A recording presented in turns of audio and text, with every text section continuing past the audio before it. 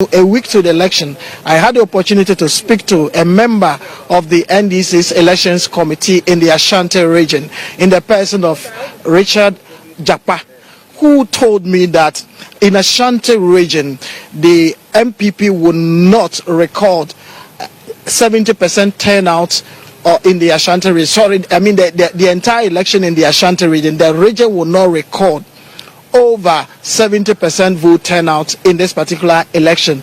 He believes that there are ghosts in the register, I mean the voter register, and so in this election they are going to make sure that these ghosts will not step out to vote in this election.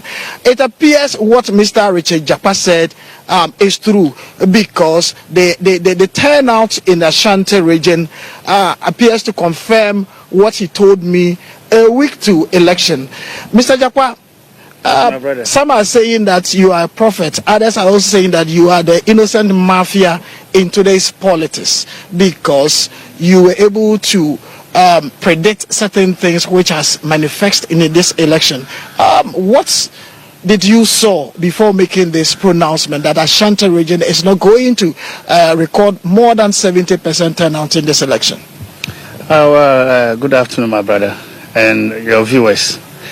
If you are somebody who operates on the street and you can feel the voice of the downtrodden, you can feel their frustration, and you understand what is going through their mind. And then also, if you understand the modus operandi of your opponent, be it political opponent, your enemy, your rival, once you understand their mechanism or their modus operandi, you'll be able to come up with certain mechanism to checkmate them. You can preempt their moves. And that's exactly what I do. And over the years, this is how the MPP has been operating. Their figures from Ashanti region have always been artificial. And NDC, we've not paid critical attention to addressing this. We've taken it that, Ashanti region is a no-go area. They have tax in Ashanti region, because those Wontumi and his ilks, they talk a lot, they brag a lot, but they lack substance, and we give credence to them. So we don't put in much effort in Ashanti region to checkmate them. But this time round, NDC, we are all over the streets like cockroaches. Every nook and cranny you go, we've seized the streets. We are everywhere. So there's no place for them to operate. So those ghost voters, they can't come out. There's no way they can come out. And those printed ballot papers too, they are still in their houses. They can't bring them to the polling station to come and stop the ballot boxes. And the tax, they couldn't come out to come and fight in Ashanti region. They will rely on the military and the police to do their fight for them. And the military and police too, majority of them are also going through the same hardship, because they have families. They take the same salary as all other security institutions. They buy from the same markets. They pay the same fuel prices, the same vehicle price, lorry fare. So they are feeling it. Their families are also going through the hardship. So why would they come be fighting with us? Except those unprofessional ones. Those partisan military guys that they transported from Accra to come and execute the agenda here, the few ones of them, except them. And by those ones, we matched them, and we made it clear to them the rules of engagement. So they themselves, they were psychologically disarmed. And when they came and met our guys, the rest of our guys were prepared to face them. And because they know what they are doing is wrong, they didn't have the courage to stand toe to toe for our guys. Because when you are doing something illegal against the rules of the game, at times it's very, very difficult. And that's what happened to those military guys they brought from Accra to come and take over the duties of those in Kumasi here. In fact, they virtually made those in Kumasi here redundant.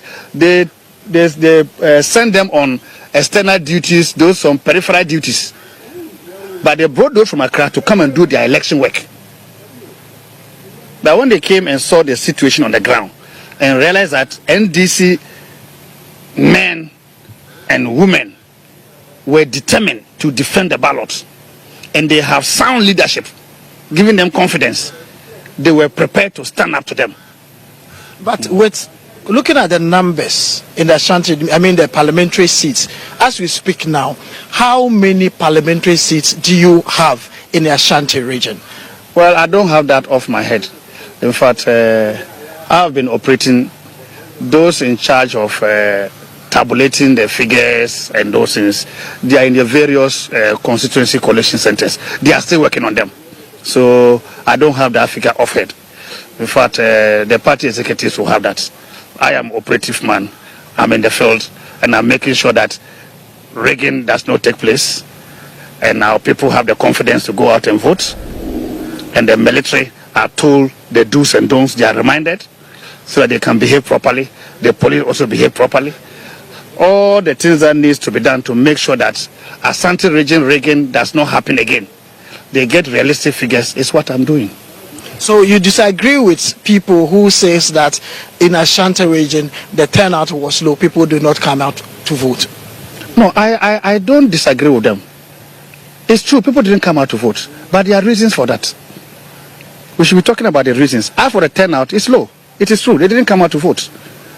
Apart from not coming out to vote, the MPP executive, the rigging ring, they couldn't execute their rigging plan because of the measures we put in place. They just couldn't. And those who go out to go and execute the rigging were warned, and they were scared to come out. Being a member of the party's security team, now you are winning. We are waiting for the EC. Not that we are winning. We've won. Okay, so the EC has not declared you winner. So we are waiting for that announcement. But some of your people have hit the street. Some are causing trouble in our communities, attacking people, vandalizing properties. And in the course of that, some people have also lost their life. What do you have for your people? Because you want to govern this country. But if you start with insecurity, who are you going to govern? Talk to your people. Well, I don't have any evidence of the allegations you are making now. And you haven't provided me with any evidence. You have not even mentioned any single place of what you are alleging. Now, in Tamale, they broke into a warehouse where they were offloading foodstuff that they have in that shop. Well, I have not seen it. Okay. You are alleging. So it will be difficult for me to comment on that. Our news team cover it live on GHOne TV. But that's what I'm saying. Unless I'm confronted with the evidence. I'm sure you are aware of the security issues that are coming up. No, security issues that are coming up are not security issues orchestrated by NDC. These are government tax, military personnel who are operating outside the rules of engagement, taking unlawful orders from some of their generals and some of their senior officers. And they are doing what they are not supposed to be doing. And that is what is creating the problem. And the government officials who are not prepared to go by the rules of the election because they don't want to hand over power. They are those creating the problems. Not we in opposition who do not have government machinery. We don't hold government, we don't control the budget, we don't control the military, we don't control the police, we don't control any security institution. So we cannot be those creating the problems. No, not at all. They have the responsibility to make sure the election is safe. They have the responsibility to provide security for the whole country. And that's why they control the budget and the security institutions. So they are incompetent. In your general assessments, how would you rate Jen Mensah's EC work in this particular election? Well, I don't really want to talk about her. No. I treat her performance with contempt. Why? Because you can realize that she's not up to the task. Lot of ballot papers we are printing, burning, a lot of financial loss to the states because of incompetence, poor planning, and arrogance. So she's not prepared to learn. We keep on a whole regions, we keep burning ballot papers, and you spend millions of Ghanaian taxpayers' money. And you have to print. And all this, the printing presses will build government for it. Because it's not free. It's not free. Even up to less than a week to election, we are still printing, burning ballot papers and printing. So it tells you that the incompetence of this woman is I don't even have words to describe her. No. It's just completely out of description. No, and it caused us financial loss because of their incompetence. As we speak, the entire results are not ready. Yes, it's part of the incompetence I'm talking about. No, apart from being incompetent, you can read mischief, benign activities, inimical to the interests of the genuine results of the election. You can sense it. You can see those signs. Luckily for us, pressure was mounted on Bawumia and Akufo-Addo to concede defeat because the difference is so huge.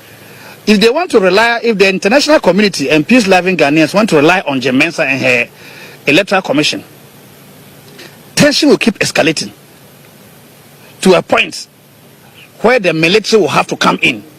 And who knows, you may have one of these unscrupulous generals who is determined to toe the line of the hawks in the MPP to take over power. So to protect our democracy, something needs to be done. They need to bring pressure on this Akufo-Addo and his Bawumia to concede because the difference was clear. So who are the people who brought the pressure on him? Come on, my brother, you should understand how geopolitics works. Do you think it's nothing for the American government to issue that warning prior to the election? They knew what was going on. They know those among MPP who are not prepared to hand over power. Didn't you hear Lord Kome? You heard him and his likes. They are not prepared to hand over power. Didn't you hear Wontumi? They have 1 million ways of winning election. No. What 1 million ways, if not illegal means, to create violence? So as they are attacking people at coalition centers and ripping ballot papers apart and destroying everything over there, what do you think that will lead to? It's just creating the condition to a point where they will say the country has reached a state where it is ungovernable. And then you may get the military coming in. So in your campaign activities in the Ashanti region, making sure that the NDC security arrangement work effectively, did you in any way cross Wontumi? No. And I think Wontumi, I saw him briefly at Lancaster Hotel one evening when we were just having a normal dinner with Alfred Mahama and Hobbs Nadoye and some friends from UK who came to support us in the campaign. No, and our Hobbs Nadoye came there and met us. We were even sitting, so he met us by coincidence. No, and we sat down and had drinks and some food. That was all. And Wontumi is claiming that we were using that opportunity, that sitting on the table to have friendly sitting, to plan mayhem in Ashanti region. And that was far-fetched. That was the only time I've ever seen him. Even I don't know whether he saw me. I don't know whether he saw me. We might have heard that I'm there. That's the only first time I've ever seen Wontumi. And doing all the operations in Kumasi here, the man has gone into hiding. Oh, the governor of Ashanti. Oh, he's stuck his tail into his ass and has gone into hiding. We can't find him on the streets. We can't find his boys on the street. Kumasi Ajubreo is cool. Everything going on smooth. Streets are almost empty. We can't find his boys. And that is why they could not come out to go and do their staffing. All because of the Jakpa effects? Well, I wouldn't say Jakpa effects. It's because of the whole operation of the NDC in the Ashanti region. You don't operate alone. You have so many people playing different roles in the Ashanti region here. It's a coordinated effort. I hope you understand. So that coordinated effort, they understood the game. And they now understand that NDC has descended into Ashanti region. The men have come. And we want them to understand that we brought hostilities here. And if they misbehave, we'll match them here. And they're checking out. So they couldn't stop the ballot boxes. And all other means that they wanted to use in Reagan, we checkmated them. And that's why you are seeing these results that you are seeing. Now, with where we are today, it's clear that you will form the next government.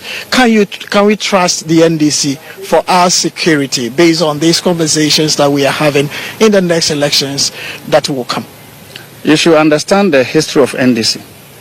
NDC came from a revolutionary past, from a military past. Anytime NDC is in power, the security of this country is up there. Armed robbery is down. The security is up there. is because NDCs came from a security background. So we take security very, very serious. And we have respect for the military and its officers because we came from security background. We don't treat the military officers and soldiers like nobodies, like send them around, talk to them anyhow. No, we don't do that because we came from that. I hope you understand what I'm talking about. So we know the mindset of military officers, soldiers, and the security institutions in the country because that's our history. MPP no. And that is why they use the military, the police anyhow, without taking into cognizance the professional aspect of the military and all the security institutions. They corrupt them and they drag their professionalism down to the lowest level. Now, so we have a lot of work to rebuild it, to rebuild the professional standard of the military and the other security institutions. A lot of work needs to be done. Thank you very much, Mr. Jakpa, for this interview. We can only congratulate you for your victory. Thank you too for the brief interview.